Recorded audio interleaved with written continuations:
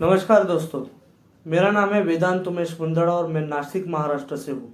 आज story telling competition जो कि एजुकेशन एंड ट्रेनिंग के द्वारा आयोजित की गई है, उसमें मैं एक बहुत अच्छी कहानी प्रस्तुत करने जा रहा हूँ। ये कहानी ज़रूर आपको ज़िंदगी में कुछ न कुछ सिखा के जाएगी।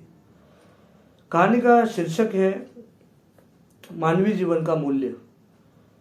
एक बार गौतम बुद्ध अपने आश्रम में विश्राम कर रहे थे। तब एक युवक उनके पास आया और उसने सवाल उपस्थित किया, मानवीय जीवन का मूल्य क्या है स्वामी जी आपके हिसाब से? मुझे अपना मूल्य जानना है। इस प्रश्न को सुनकर गौतम बुद्ध आश्चर्य से और मुस्कुराहट के साथ उसे एक चमकीला पत्थर देते हैं और उसे बोलते हैं कि ये पत्थर का मूल्य पहले आप मुझे बताओ और फिर मैं आपको मानवीय जीवन का मूल्य बताऊंगा। हाँ, पर एक शर्त थी, ये पत्थर आपको बेचना नहीं है, वापस लाना है। उस शर्त को सुनते ही युवक वहां से उठ खड़ा हुआ और बाजार में चला गया। सबसे पहले उसे एक सब्जी वाली अम्मा मिली, जिसको उसने पूछा, अम्मा जी आप इस पत्थर का मुझे क्या दे सकते हो? मुझे बेचना है। अम्मा जी ने पत्थर देखते ही क्या कहा, ये पत्थर वैसे तो मेरे कुछ काम का है नहीं, पर अगर आप बोलते हो तो शायद तोलने में काम आ जाए, तो शायद आप 2 आलू लेकर ये पत्थर मुझे दे सकते हो। देना है तो दो, वरना आगे चले जाओ। युवक ने वो पत्थर फिर से अपने पास ले लिया और वो आगे चल पड़ा। फिर वो एक दुकानदार के पास गया। दुकानदार को उसने वही सेम प्रश्न दोहराया। दुकानदार ने उस पत्थर की कीमत 500 रुपये बताई। लेना है तो लो, वरना आगे चले जाओ। ऐसे बोलकर वो युवक दुकानदार से भी आगे चला गया। उसके मन में काफी विचार थे कि इस पत्थर का अलग अलग मूल्य कैसे हो सकता है। फिर वो एक हीरा विशेषज्ञ के पास गया और उसने हीरा विशेषज्ञ से पूछा कि महाशय, मैं इस पत्थर का मूल्य जानने की कोशिश कर रहा हूँ, मैं बेचना चाहता हूँ और मैंने कई जगह पे पूछा, तो मुझे सब्जी वाले ने 2 आलू और दुकानदार ने 500 रुपये ऐसा इसका मूल्य बताया है। तो महानुभाव, आप अपने हिसाब से इसका मूल्य बताने की कृपा करें।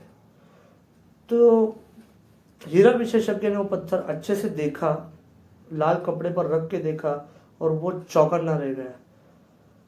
उसने ऐसे कहा कि ये हीरा तो इतना मूल्यवान है कि सारा संसार भी शायद बेचा जाए तो ये हीरे की मूल्य हम चुका नहीं पाएंगे। पर वो युवक ने जैसी शर्त थी उस प्रकार वो हीरा वापस ले लिया और वो अपने स्वामी जी के पास चल पड़ा।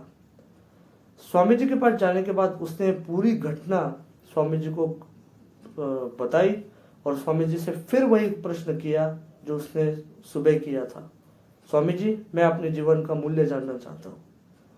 स्वामी जी ने मुस्कुराहट के साथ उत्तर दिया कि इस हीरे की तरह ही अपना जीवन है, या तुम खुद हो।